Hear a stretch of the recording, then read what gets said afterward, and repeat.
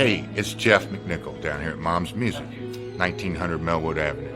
And I was just thinking, when I was a kid, the magic was at Frankfort Avenue, the Mom's Music at Frankfort Avenue. And I used to beg people to get a ride down there just to hang out with the guys and see all the cool gear.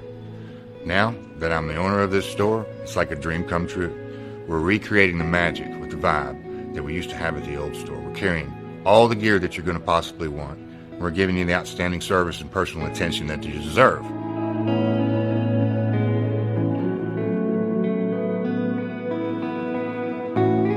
Yeah, so we've got the great guitar shop here. We're carrying USA Fender, USA Gibson, Paul Reed Smith, Gretsch, Jackson, Charvel, anything you could possibly want. We're going to have it for you. Mom's is and always will be Louisville's music store.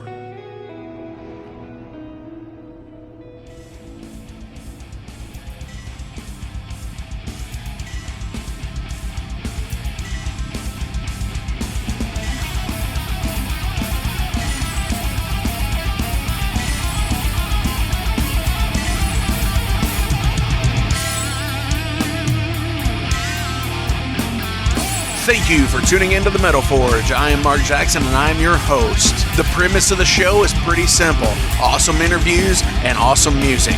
If you want to contact me, hit me up at metalforgeradio@gmail.com or visit the website metalforgeradio.com. And now let's get this show on the road. What's going on, Metalheads? Thank you for tuning into the Metal Forge this week. I'm Mark Jackson and I'm your host. It is Memorial Day weekend, so please, thank a service member. Please be safe, be smart. If you're in a place where you still have restrictions and so on and so forth, please be smart, be healthy, so on and so forth. Thank you. This week, we have Time Rift from the Portland, Oregon area. The PDX is back again, baby. Yeah, kind of went into my Vince McMahon there for a second. No, Portland's fucking rad-ass fucking scene. You guys know that. I've had several Portland bands on the show with Silver Talon, unto others. Fucking Bewitcher, Soul Grinder, so many awesome fucking bands. I'm seriously going to have to plan a vacation and go out there once shows are back a thing and catch these bands in person if I can't catch them here in town first. More from them soon. You know where it's at. Let's go ahead and get it out of the way. Let's do the question of the week. This week's question was, what album do you take with you everywhere you go? What's your ride or die album? No matter if it's tape, CD, what is it, digital, what do you take with you everywhere you go? Phil Garrett from Ageless Art Tattoo in Clarksville said, King Diamond's Abigail. Abigail! Yeah, I can't really get a high-pitched voice like Jarvis does in his commercials for the Night Demon Heavy Metal Podcast. Zoso Abel Carey said, Master of Reality. Yes, super fucking awesome. I don't think there's not much that gets better than Master of Reality, honestly. That's not the only one. Frank Green from the It's Gonna Get Weird podcast said Master as well. Hell yes. Sean Tyler was Power Trip by Monster Magnet. I was kind of surprised with that. And here's a not so surprising answer from Josh Carpenter. Steve Harris Jr., I will call him this week, is Power Slave. Rad fucking album, we all know it is. So, Alvaro Gomez says Rain and Blood by Slayer. I mean, yeah, I take that everywhere I go. Donnie, former drummer for Overload, Donnie Cranmer, says Terry Reid, Seeds of Memory. You know, I dig that album as well, and I think unless you like really a connoisseur of that generation, the 70s singer-songwriter type stuff, I think the newer generation really got into Terry Reid with Devil's Rejects, because there's a couple of songs that Rob Zombie put on the soundtrack from Terry Reid, and one is that it's the end credit scene. It's just so fucking awesome. So absolutely, those were the Facebook people. Let's get into the Instagram posts. King Metalhead 69, Zale and Ardor, Devil is Fine. Don't know it, have to look into it. Bodily Ruin says Facelift by Alice in Chains. Corey Sims, Sabotage. Yeah, another Black Sabbath on the list. And Sabotage is a rad fucking album too. I don't think you can go wrong with, and this is the Bronca studio shirt. It says you can only trust yourself in the first 6 Black Sabbath albums. And I'm pretty sure that's about right. Fatal Arrival says Painkiller. Hell yeah. Definitely going with some Painkiller on that. Let's see, who else do we have here? Oi Brandon says Faith No More's Angel Dust. Yes. Grave Dancer. Shout out to her. She's awesome. She's definitely sharing all the posts and shit like that too. Is Leprosy by Death. And Vomit 666 clothing line. Check them out. Danzig 2, Lucifuge. Yes. Yes. So many rad fucking answers this week. I'm going to give you guys this week a question that I ask all of the guests on the Metal Forge. And I want to know, what is the worst album by your favorite band? I know you've heard a lot of the artists tell their stories on this, but what's yours as a listener? Make sure you guys are clicking the links to the bands below, the official websites, the Bandcamp pages, the YouTube pages, the Spotify playlist.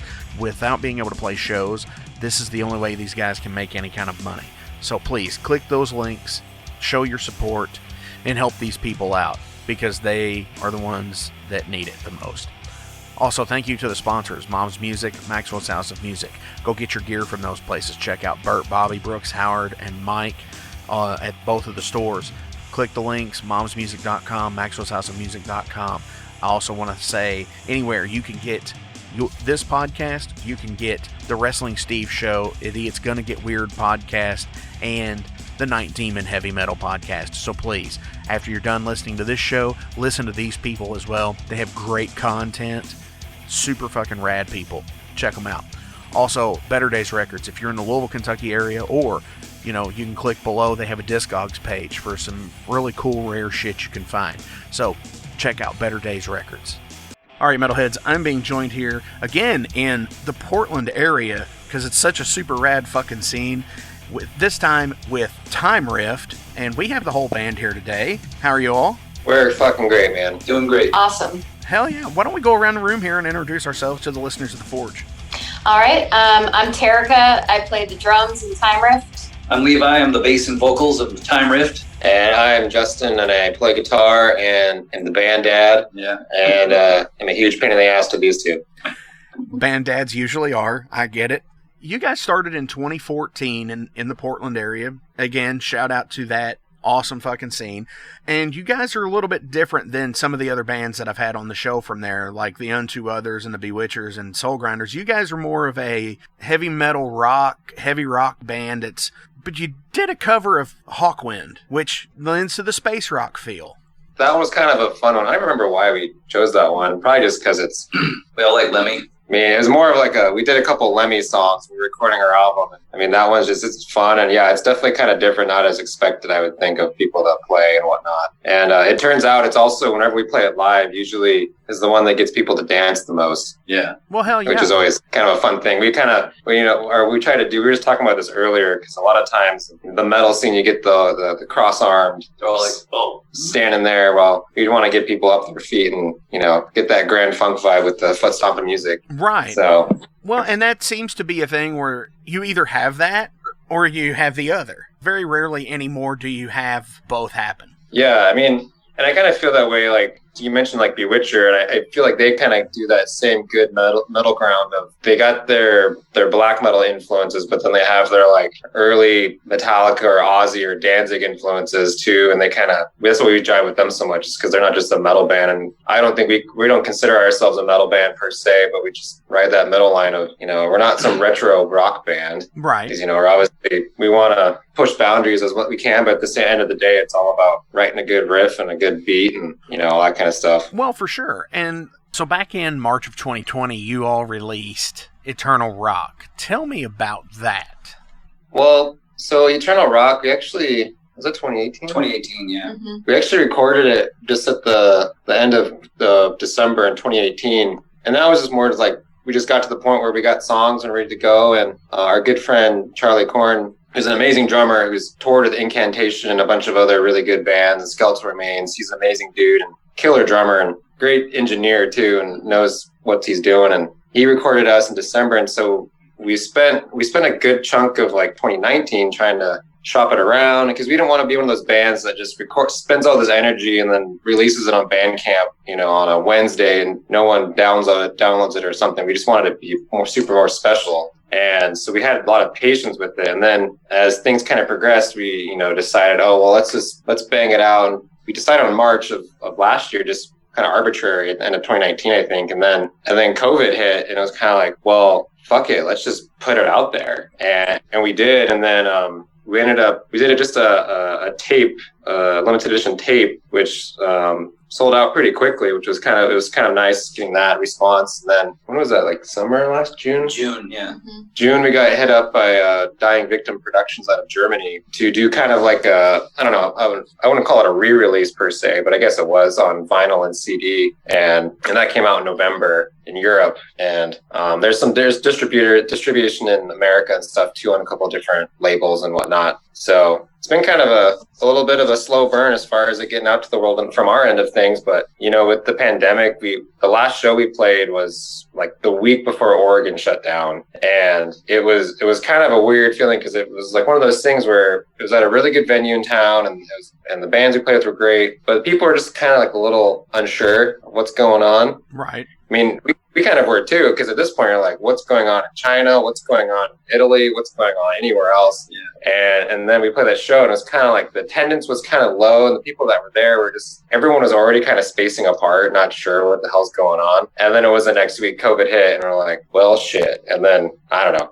Yeah. It's been an interesting year to say the least, but we feel very fortunate to have people still supporting us. Obviously, you know, it's basically just through the internet, because we're not like going on a tour or anything and selling records and shirts and stuff. It's just been strictly online, except for, you know, the few gigs we've done here locally. The support's been really good, and, you know, the timing, it's very surreal, which I'm sure a lot of people feel that way. But definitely, it's been the craziest year I've ever seen for bands that have released so much material. Some bands have released multiple EPs over the last year.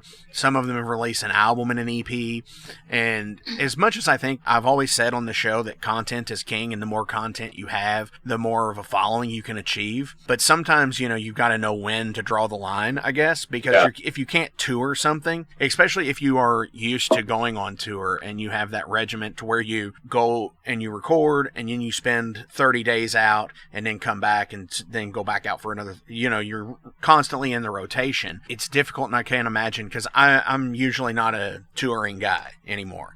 But it's like, I couldn't imagine what it would be like for those bands like, you know, Bewitcher and I guess you guys as well that have not been able to go on tour. Yeah, it's been it's interesting you mentioned that, because even some of my favorite bigger bands decided to postpone releases or something like that. And part of me is like, I get it, but then there's other bands. I mean, say again, talk about Bewitcher, they just released theirs last month, and then or some of the other bigger European bands decided to say, screw it, we're going to release our album anyway. And I almost feel the response was better for those bands, just because it's like, I think people are so starved for something, right? You know, and everything's on hold, you know, whether it's going out to see your grandma or going out to a restaurant, that's on hold. But then to let your music be on hold too is kind of like, oh man. Yeah. And TV was on hold because they couldn't film anything. Right. Yeah, sports, everything is on hold. And then, you know, the one thing I feel like as a metalhead, it's like, you're already kind of the one that's on the outside of society, so to speak. And then the one thing that keeps you sane, you know, you want to go see your favorite band or listen to the new record or something.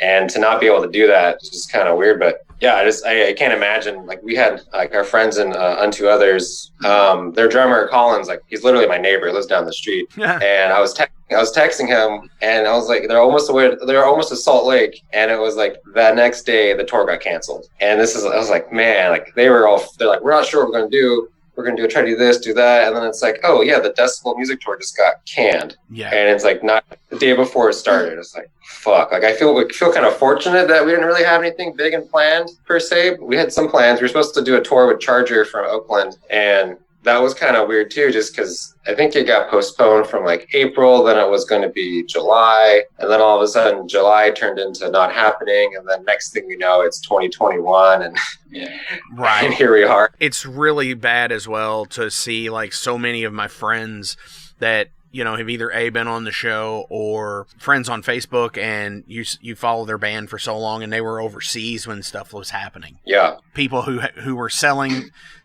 their gear overseas that they had to get $2,000 plane tickets to come home. It's unfortunate for a lot of those people, but you know, now that things are starting to get better and starting to get more back to the quote normal. You guys played a show this past Friday, outside, of course. How did that go? Yeah. It was great. It was so fun. Yeah.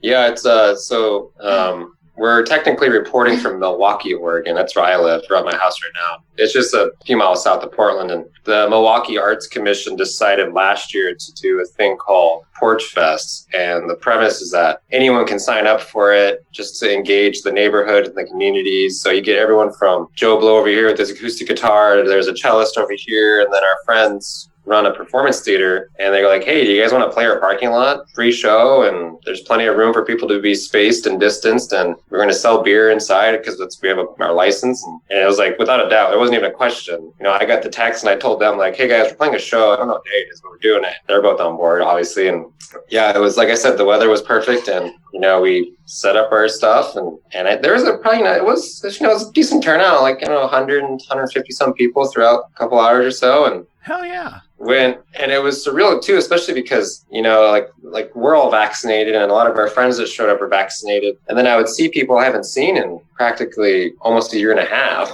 and it was an outside show, and it's on a main street here, and so there's people walking by, and they just would stop and like, what the hell is this noise? And I'm looking up as we're playing, and it's like, oh yeah, there's some dogs here, there's some babies here, there's like, we just were talking about this earlier, that the cool thing about this show, and I think what it just kind of solidifies us and what we're doing, is that we tend to draw not just like the leather jacket and denim crew, but we had there's old people that showed up, there's people with their babies, like I said, or people with their dogs, there's people all walks of life. Right. Come to our show, and to me, I always obviously you can look back on old shows from 70s and 80s, and you look at like California Jam footage of Sabbath playing in front of a giant rainbow, and you look at a sea of people, and it's like everybody under the sun is there. Right. They're not just all like headbangers or whatever. It's like that was a thing to do. And I kind of get in that feeling and that vibe of just the openness of, I think part of it's people yearning to get outside and do something. But the fact that we're the background, we're the backdrop to that, to me is like, I think it's really cool.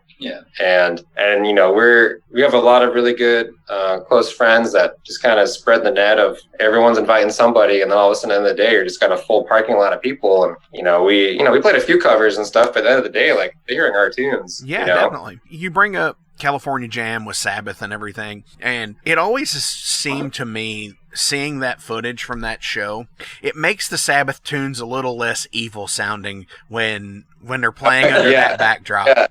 Yeah. Especially with the big old rainbow, and Bill Ward had flowers all over his drum set. One where Tony had the cape, right? Yeah, Tony Iommi has a cape like Superman. I think he didn't have a mustache. Yeah, total. Like, I think that's when they were transitioning from smoking weed to doing cocaine or something. Yeah, everything's really fast. Yeah. I mean, when they do Children of the Grave, and Ozzy's doing... It's like lightning fast. It's lightning fast, and Ozzy's got a giant smile on his face. Yeah. Yeah, I think that's definitely around Volume 4, Sabbath Bloody Sabbath era for them. I think it's a precursor to what they're about to become with like Technical Ecstasy and Never Say Die. Yeah, you can get that vibe for sure. And it's also, I think that's the Burn era Deep Purple show too. And, yeah, it was, yeah. And, they're the same thing. They're just complete maniacs going crazy on stage, and Richie Blackmore having to like escape from a helicopter. He doesn't get arrested because he destroyed a camera or some shit. It's like, no, you can't make that stuff up. You just go on YouTube. There's all these big festival shows that are out today all over the world. You've got more of the independent stuff in like Germany, where like Keep It True. Then you've got like the bigger shows like Bloodstock in the United Kingdom, Download Fest, which used to be the Donington stuff. In America, you've got like the Louder Than Lives of Rockville, Aftershock, those shows. It almost seems like today, in like this day and age, you don't have shows like California Jam anymore. Or you don't have shows like the Live Aid show, like, because they were Sabbath when they reunited for that were badass as well. Yeah, I feel like it's I don't know what it speaks to exactly, but I feel like a lot of it just things get a little too catered. It's a little too like you can pick and pull what you want and put it right here, and the diversity is a little lacking in a lot of that stuff. I mean, I remember used to be a radio station here. It's gone now, but it was like the hard rock metal station in the 90s and 2000s called KUFO, and they did a rock fest. And I remember that was like the first festival I ever went to, and I was like 14 or 13 or something, and it was great. I mean, I think it was during the era of like Lamb of God headlined or something like that. Whatever. Oh wow, yeah.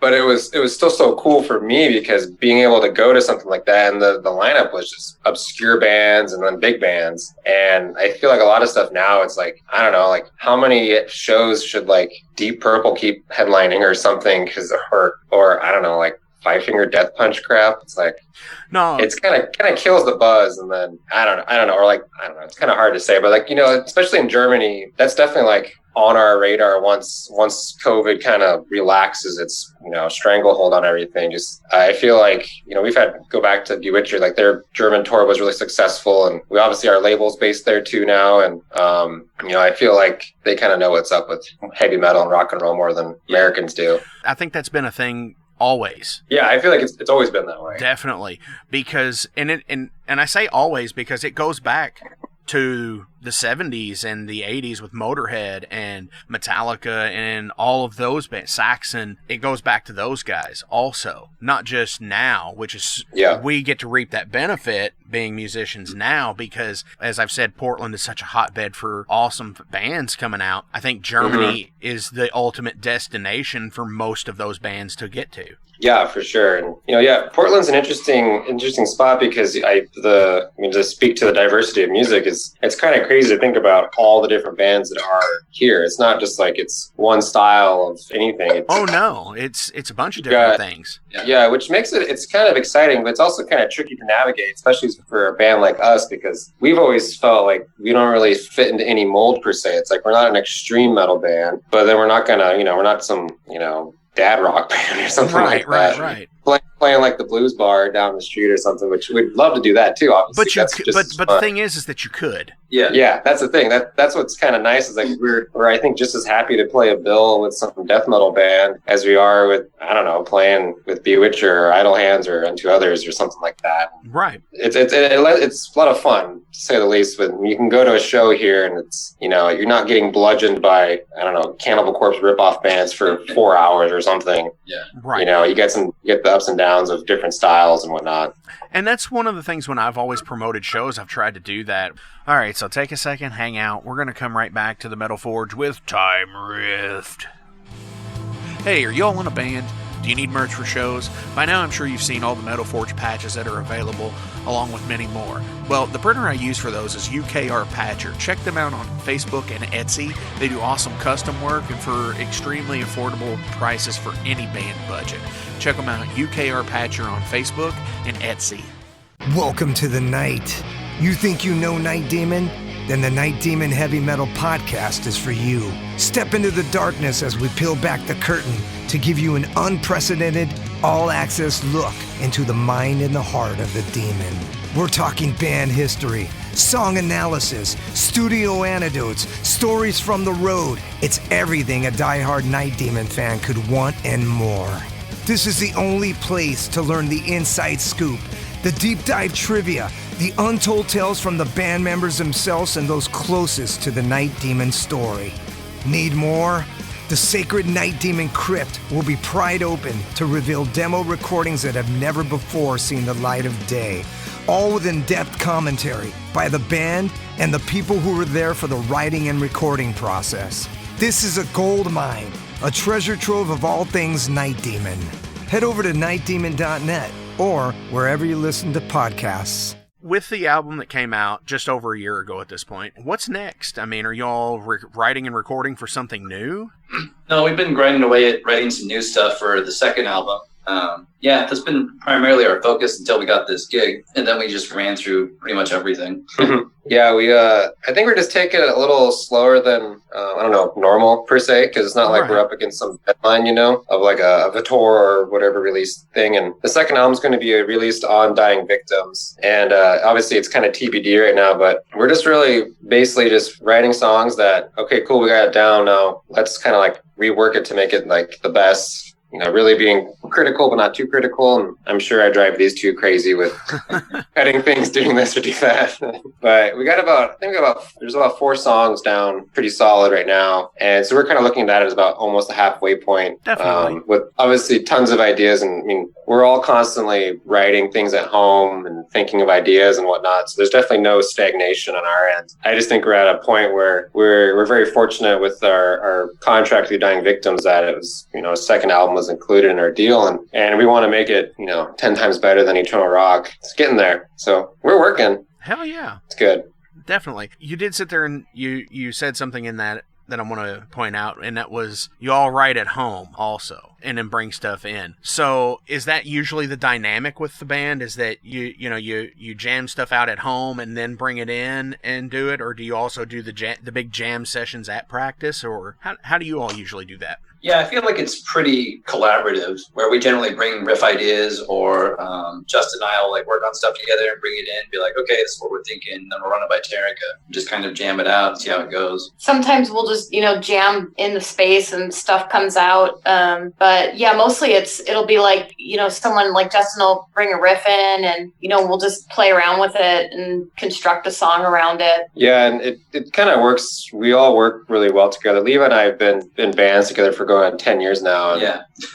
So it's when I'm writing, I actually kind of write to his voice, or at least how I feel like it would go really well, sort of deal. And then with Terrica and her drumming style, it's in my head, I'm always constantly not right. I can't play the drum for shit. I can kind of sing, but it's beneficial for all of us. It was like, hey guys, I got this riff, and then I'll just bring it to them, or Levi's got an idea, or even sometimes we even lead off of Terrica as a great drum beat. She's like, hey, I got this drum beat I came up with. It's like, cool, let's work it seems a little backwards to work from the drums almost, but at the end of the day, yeah, it's constantly just thinking of things at home and coming to the space, and we're pretty regimented on our schedule of rehearsals and whatnot. We have a great space that we have access to all any time of day and night, and nice. Just get loud as we want, which is kind of to the detriment, I think, of some bands that are around us in our space. Absolutely. Yeah, it usually quiets out really quickly after we start playing. Yeah. It's always some indie ska band that's next door to us, and then all of a sudden we just start playing, and then like Terrica said, it gets real quiet afterwards. Which is, I'm fine with that because I don't want to listen to them. I just really don't want to listen to them. So I'm not complaining.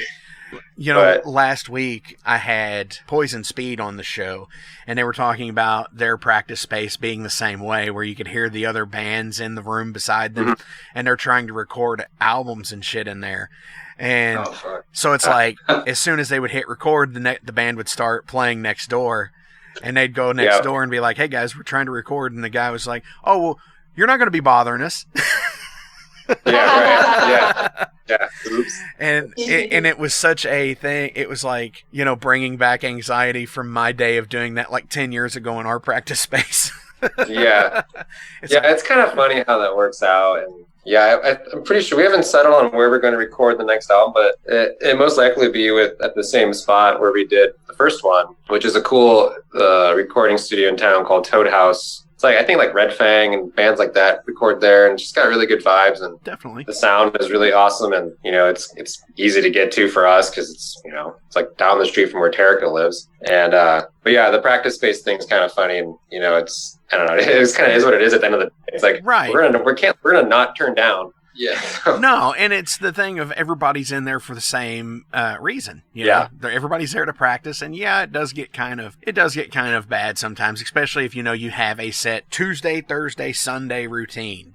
Yeah. And somebody else picks up on that same thing, and they're like, "Oh, well, that sounds like a good day to do this too." And then we actually a year or so ago, we actually switched a day because there's one band that literally was right next to us, and they were some heavy whatever band, and it was everything would just rattle in our space because the bassist tuned to Z or something and had his cab probably the room.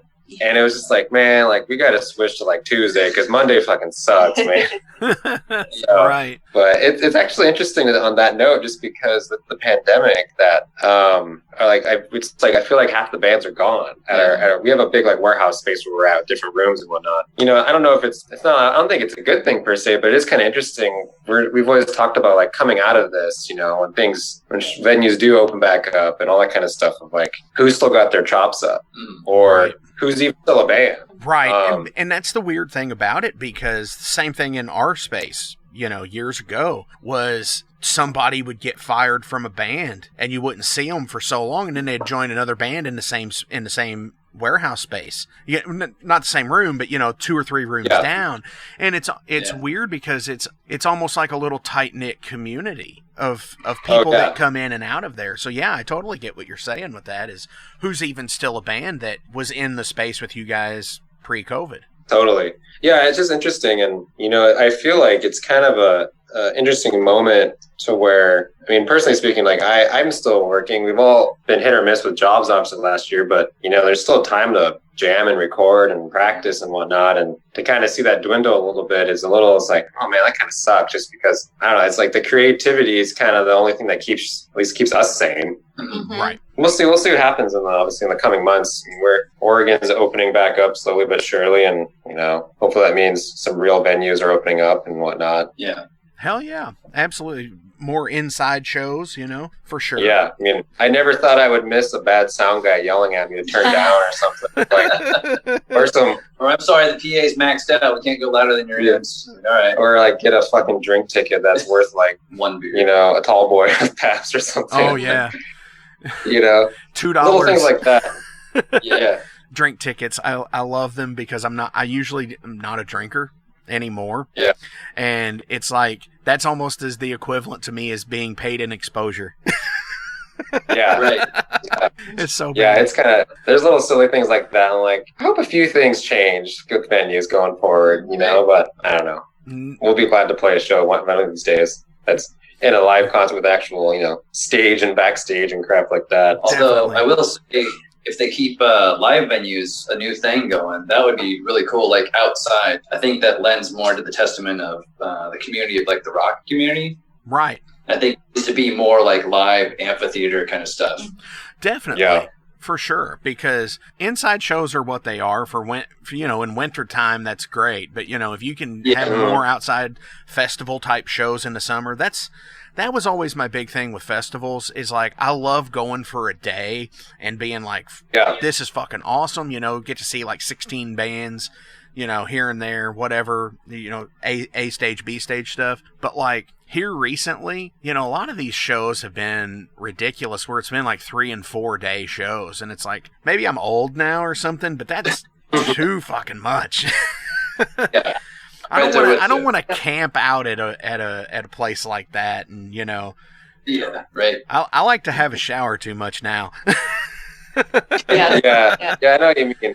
Rock resort out in the desert, Oh, or you can do the at least, or you can get us to go on those cruise ships if cruise ships ever happen again. Should we do that? Metal cruise? A cruise house cruises are definitely still happening now, and I was up cruise, Kiss Cruise. Yeah, the 70,000 tons of metal type stuff. Yeah, definitely. All right, everybody, it's nearing that time. The time for a break. Let's check in with some sponsors. Let's see what's going on. Let's come back with some general profile questions for the awesome people in Time Rift. Hey guys, Wrestling Steve of the Wrestling Steve Show here. So if you're currently listening to the Metal Forge with Mark Jackson, then you understand that Mark Jackson has a pretty discerning taste when it comes to music as a whole. You'll also understand that he has a discerning taste for professional wrestling, just like me.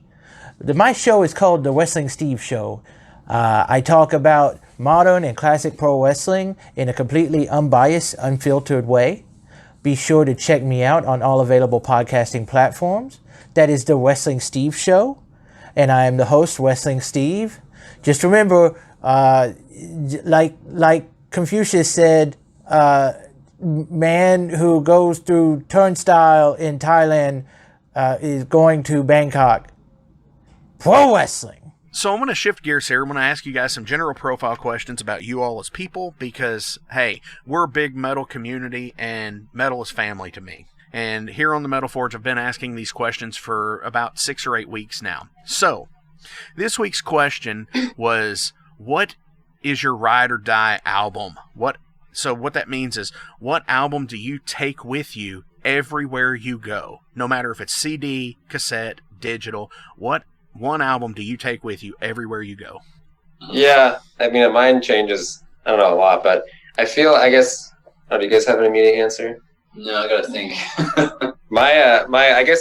I guess my immediate answer would be Danzig 2, Lucifuge. Wow. It's a good one. It is. It's great. Yeah. That or that one, and then MC5's High Time. Nice. That one's I think I listen to that one at least weekly. So I would say for me it'd maybe be the Allman Brothers' first album. Wow, not expecting an Allman Brothers drop there. There's something about it that really speaks to me, Definitely. It's the guitars. Yeah. Yeah. What you got, Levi? I think mine would be Iggy Pop's Brick by Brick album from 1990. Nice. 3 top answers. Hell yeah. What was your favorite TV show growing up? Man, well, I think for me it was probably Little House on the Prairie. Seriously? Then when I got into like junior high, then I was more into like Star Trek: The Next Generation. Nice. So from the prairie to outer space. Pretty much. With hot girls. I'm out of here and all these cow pies, man. I'm old. I'm a lot older than these guys, so Hey. I'm from a different generation. Definitely. But there's nothing wrong with Little House. I remember we had to read like one of the books in like elementary school, and my mom always watched the show. It's a pretty good show. I'll go with that. Yeah. I grew up in North Dakota, so we had to read all of those books. Yeah, because you pretty much were Little House on the Prairie. Pretty much. I think mine was a little more crude. I was really into South Park as a kid. Or like Beavis and Butthead. Right. This typical dumb, crude humor. That was my go-to. Explains a lot. That explains a lot. Yeah, I'd have to go with Xena, Warrior Princess. Oh, hell yeah. And then Deep Space Nine was my big male soap opera jam. Right. Awesome. What was the other one? Like Beastmaster? Oh, Beastmaster. Beastmaster was a too. TV show for me. Or Kevin Sorbo's Hercules. Yeah, which would be cool because it's Sam Raimi. Yeah, exactly. Evil Dead meets meets Schwarzenegger. What's your most unpopular music opinion? I don't know. Levi's into some weird shit. That's true. I mean, I've really been loving Sammy Hagar lately. Like, I was just, but Hagar rules, though. I know, but it's like the Red you're Rocker. only supposed to, be into David Lee Roth era Van Halen. Oh, you mean Van Hagar? Van Hagar. Yeah. Okay. So you're really liking the Sammy Hagar Van Halen era. Yeah, I mean, I grew up with the David Lee Roth era, but Right. like at this point in life, the Sammy Hagar era is really starting to speak to me. I think they had more. I almost want to say they had more of a commercialability to it. Yeah. Oh, definitely. I mean, Sammy Hagar really brought the pop out of him, I think. Right. But plus Eddie just getting away from the guitar and more into I think the keyboards and synthesizers, and that was kind of apparent, obviously, on Jump and stuff. But I don't know. I'm a huge fan of Rammstein. That was kind of one of my growing up bands, and I still think they're one of the heaviest bands around. Definitely. And probably the hottest with the fire. A lot of fire going on there. Right. Yeah, I'm still sour over COVID over those guys because I missed them last year because of it. Yeah, they announced that stadium tour, and I think their slogan for Mexico City or somewhere on the border. It wasn't Mexico City, whatever it was, but it was totally making fun of America. And it was like, "You build walls, we destroy them," or something. Oh, I was like, "Oh man, you guys just really hit a hard one there." Pushing the envelope. Right. That's kind of their thing. What's yours, Levi? I really like the album everyone hates, especially Tom G. Warrior hates it, is Cold Lake. I think that's a really fucking great album. Yeah. By Celtic Frost. Right on. That's a tough one. Yeah. I'll have to listen to it. I'm not a big Celtic Frost person, so they're one of those bands, and I'm sure everybody has a band like that too, that they want to just get into, but haven't ever really put forth the effort to get into them. They say, I always want to check something of theirs out, and you just keep putting it off. So I definitely need to get more into them. Yeah, Celtic Frost is one of those bands too. I feel like, at least with Levi and I, that they've been such a part of our musical DNA for a long time that they're just kind of entrenched in how we write songs, which is kind of obviously I don't think it comes through a lot of things, but the feeling or the attitude generally comes through more than musicality. Yeah, it's one thing I always respect about Celtic Frost and Tom Warrior, just in general, that it was not just about like the riffs or the look, but also about the attitude of things too, and the seriousness or the depth to the lyrics or some shit that isn't just like, they're not just playing some thrashy beat. They're like, oh, this song's really heavy on like a spiritual level. Like, what the hell? Plus, everything's just with them. It's really easy to do the ooh and the stuff like that at practice for fun, because it's hard not to. For sure. Rapid fire. Sabbath or Zeppelin? Sabbath. Zeppelin. Uh-oh. Led Sabbath. Sabbath. Another rapid fire. Denim or leather? Denim. Denim. And she's wearing a leather jacket. Well, I thought about it. I was like, I couldn't wear leather pants every day. Right. But I could definitely wear, like I'd get too sweaty. Yeah. So if it wasn't for that factor, it would definitely be leather. As much as I love leather, it's denim, because if I were to wear leather more than 2 or 3 hours, I would die. Yeah, right. So for sure. Metalheads are usually an eclectic bunch of people. We tend to collect a lot of things. So other than music related items, what do you collect? Cats. Terrica's like live ones? Yeah.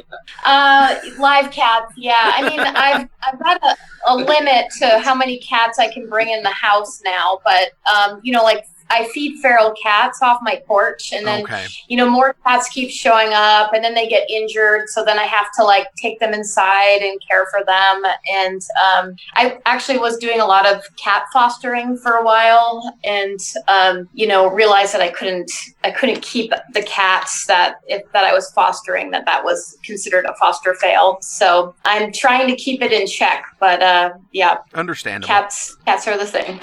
At least you did. When I said live cats, you didn't say no dead ones. Yeah. I mean, I do have like a little pet cemetery in my backyard, which I found out if you're on a first date and you're, hanging out in your backyard, don't tell the person that you're on a date with that they're, sitting right next to your pet cemetery, because they get kind of weirded out by it. Hey, if they get weirded out by it, they're not the one. Yeah, exactly. Right, exactly. I'm trying to think what I collect. I have a lot of books. I kind of get obsessive, like, as with my albums and stuff, and want to I definitely would say I have a lot of Ray Bradbury and Robert E. Howard books. Howard books are hard to come by, so I try to, whenever I'm at somewhere, I always try to find the old Frank Frazetta covers and stuff like that. Oh, hell yeah. I'm kind of a book nerd, I guess, in that stuff. No, I get that. I'm a huge Frazetta fan, so. Yeah. Lots of books that are more spiritual or like esoteric stuff. It's like a bunch of books on the tarot, sun lore of the ages, Manly P. Hall's Secret Teachings of All Ages, just kind of stuff like that. A lot of fiction books I need to go through and declutter because I got way too many. I'm going to read those. Just haven't gotten to them. They've been sitting there for like 10 years. Right. It's just like the Celtic Frost thing. One of these days I'm going to do it. One of the other things is I just collect random instruments that I want to get better at or learn. Oh yes, I relate to that. I have a mandolin, a banjo, a lap steel. Yeah, yep. Because of where I'm at, bluegrass music is a thing. So sure. and I like it because I got that from my dad, and because he was a fan of bluegrass stuff. And yeah, so I think the only one I've actually put the most time into was the lap steel. So yeah, I totally get the collecting odd instruments. What food can you not stand? Brussels sprouts. I hate vegetables. I love vegetables. I hate Brussels sprouts. I can eat pretty much anything as long as it's not too spicy. I'm such a wuss with that. Right on. I can't think of any food I don't like. Okay. I don't eat meat, and so I think if I went somewhere and they were serving cow tongues or something like that. Yeah, I wouldn't eat that either. That would be a little much for me. Right. Cow tongue's delicious. Lengua. Ooh, yeah, give me a lengua taco. I don't want that. No, I'm with you on that. I wouldn't want it either.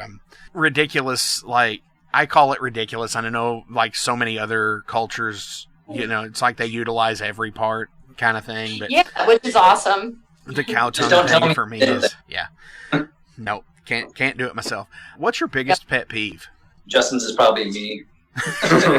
Levi. I would say mine is more broad, maybe, in that a person's lack of confidence in themselves is a pet peeve to me. Just because I feel that, I mean, anyone can do what they say they want to do or can do, you know? Right. And when they get all like, oh, I don't know if I can do this thing, it's like, come on, just fucking do it. I don't know. It's kind of a weird pet peeve, but... No, I get that a whole lot. Absolutely. Just get out and do it. Yeah, and if you can't, just that's fine. There's plenty of things I can't do. You know, I'm not going to go skydiving anytime soon. I think probably my biggest pet peeve would just be a lack of empathy in people. Okay. That was a good follow-up one. I think my pet peeve is when I tell someone I'm going to do something and they don't think I'm going to fucking do it, and they keep nagging me, and I'm like, fuck off. I'm stomp you into the ground. Micromanaging? Yeah. Yeah, but I would put that one on too. Like passive-aggressive micromanaging. Yeah. It's like, I'll just bring your neck. Right. Get away from me. Yeah. When you tell somebody that you're going to do something, that's the rough part of it right there, because then they're like, hey, did you do this? And you're like, I'm going to do it. Leave me alone. Mm-hmm. If it's been months or something, then they should just stop That's asking. one thing. Sure. Yeah. Exactly. All right, one more time here. We're going to take a break, then we're going to come back. We're going to finish up with Justin, Terrica, and Levi from Time Rift. Stay fucking tuned. Yeah. Hey, it's Mark Maxwell at Maxwell's House of Music. Listen, all this stuff is now available to purchase on our website. Check it out at maxwellshouseofmusic.com. We carry all the top brands, like Fender. We got Gibson. We also have basses. We've got ukuleles. We got drums. We've got sound gear. We've got keyboards.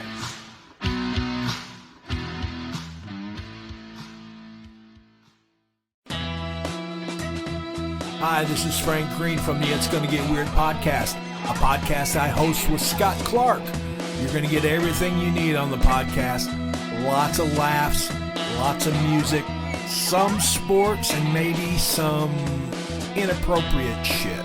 Usually that's Scott's forte. Check it out. It's going to get weird. Apple Podcasts, Spotify, Google Play, and everywhere you get your podcasts online. It's going to get weird. I tell you what, if you don't get out of here and make it fast, I'm going to put my foot right in your ass. Oh! Hey!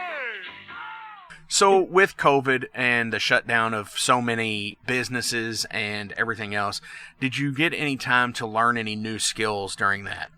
For me, I was trying to get into doing music production and learning about EQ and stuff for like recording shit at home, just to be like, oh, look, I could do like a really decent demo. I got kind of far in it, but not too far. But I picked up like, you know, learning how to like drop off lower frequencies and like higher frequencies, EQ more of a mix to get like boost for like certain ranges. Cool. Yeah. It's definitely another language.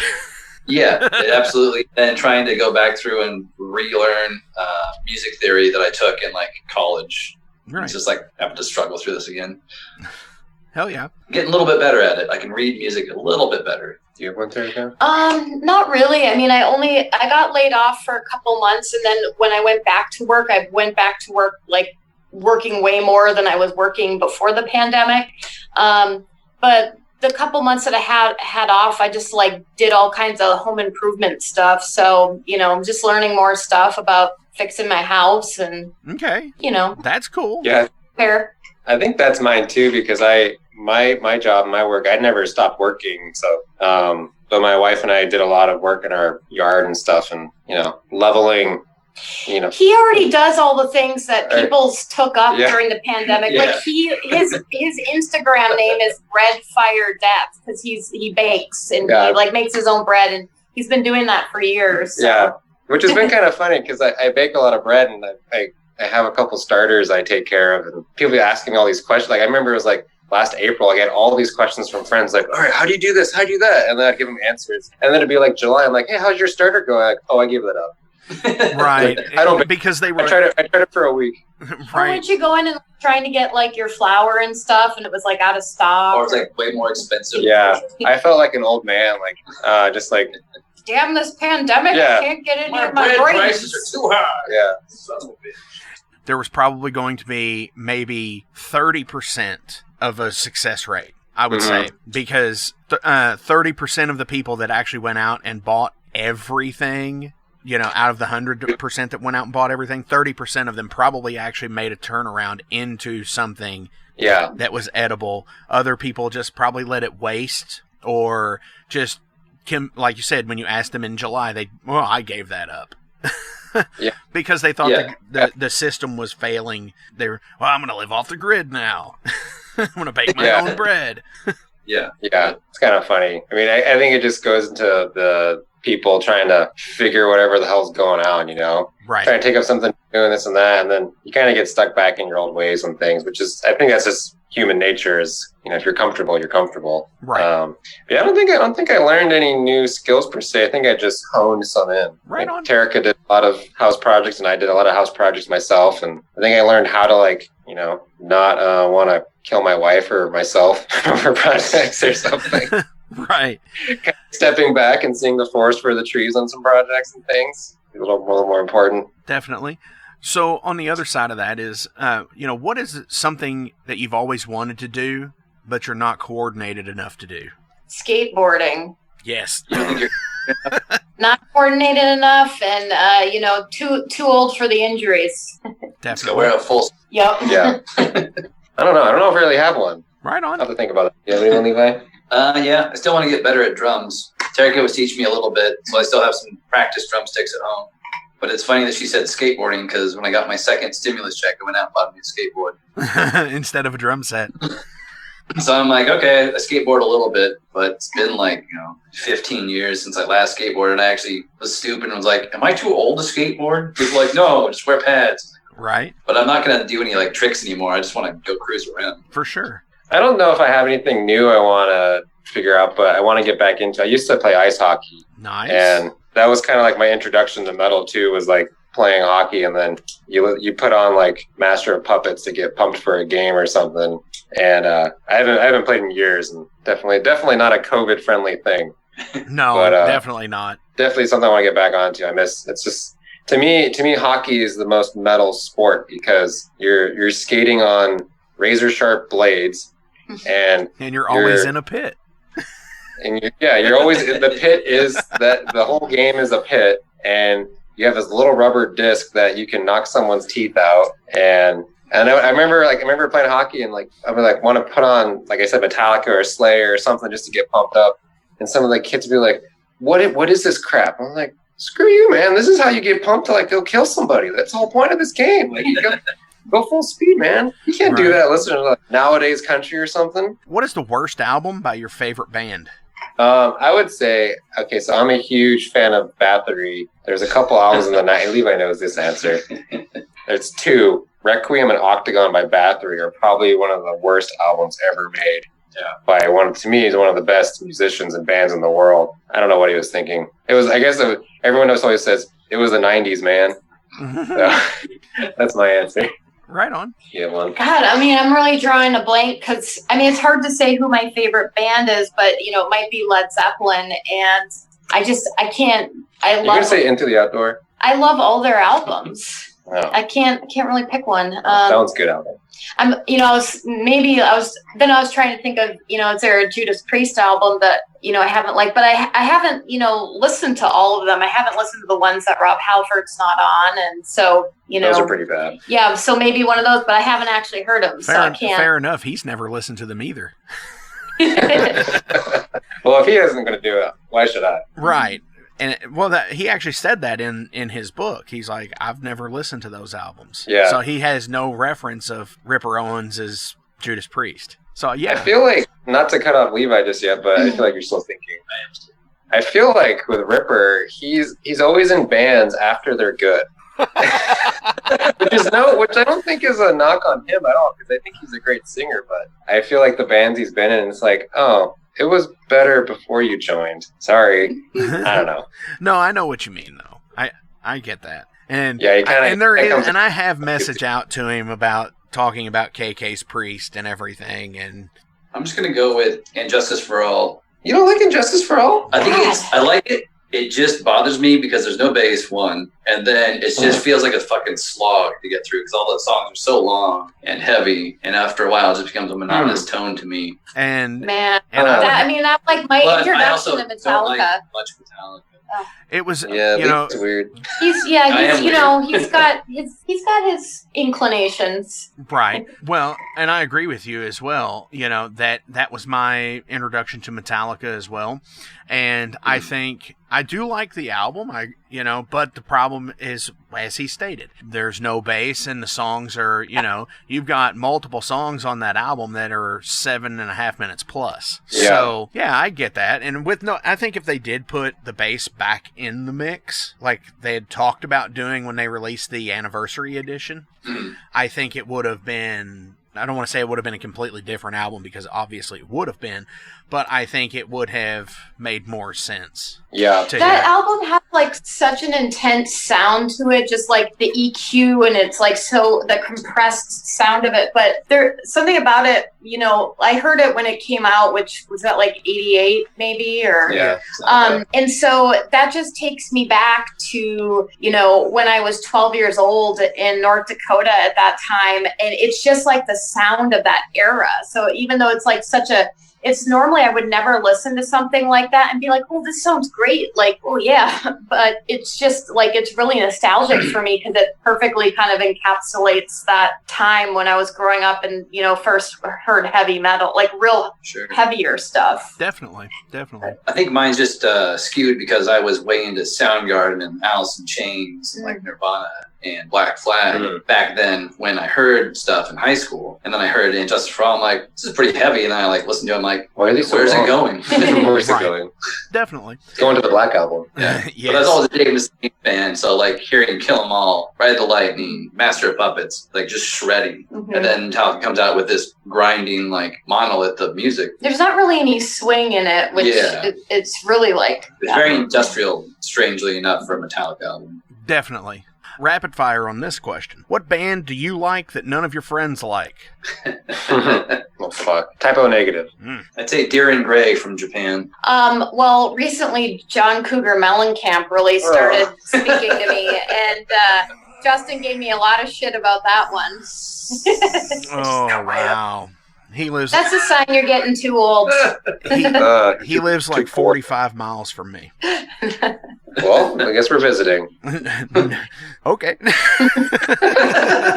Again, thank you all for coming on the show this week. I greatly appreciate listening to you guys and your company. As always, links will be listed below. I need to start saying that again. For some reason, the last couple of shows, I've like, why didn't I promote that shit?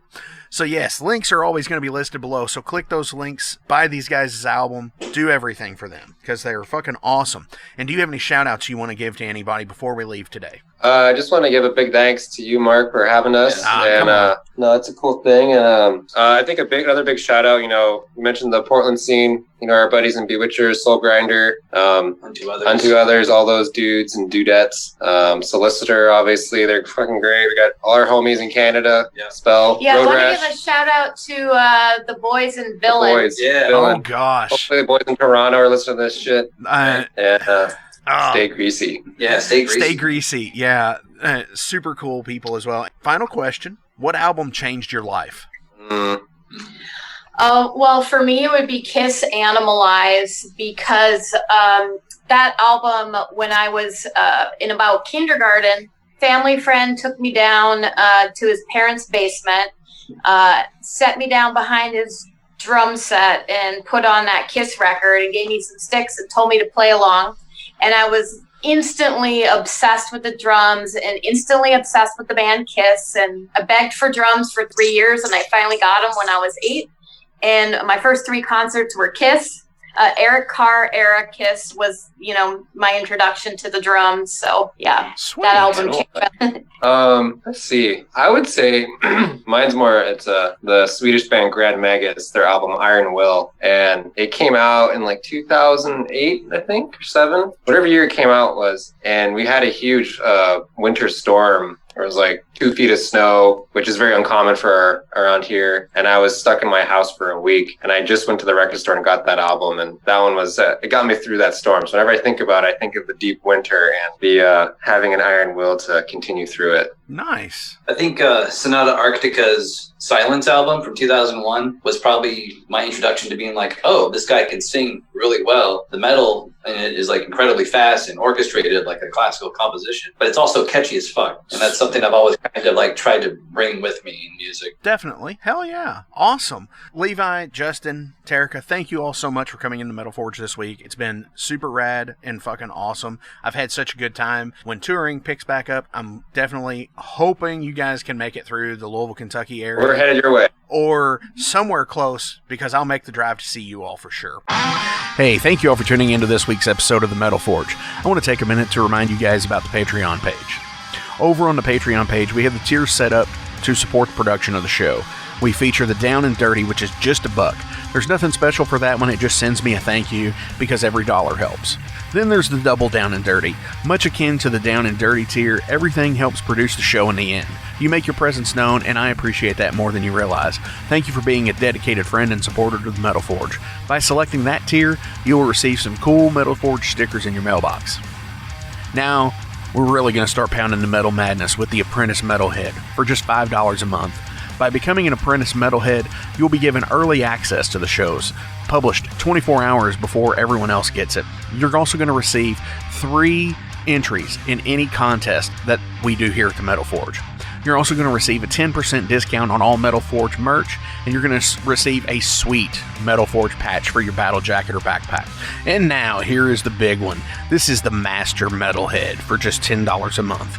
By becoming a Master Metalhead, you will receive a hand-numbered Metal Forge Master Metalhead membership card. You're going to be given early access to the shows as well, with 36 hours before everyone else. You're going to receive 5 entries in any contest that we do here at the Metal Forge.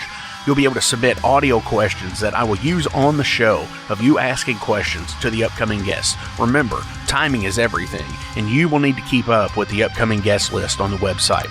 You're also going to receive advanced knowledge of any new merch coming out and be given a 25% discount on all Metal Forge merch. And you're also going to get all of the other rewards from the other tiers. So visit patreon.com/Metal Forge Radio today and help support the Metal Forge. Rock on.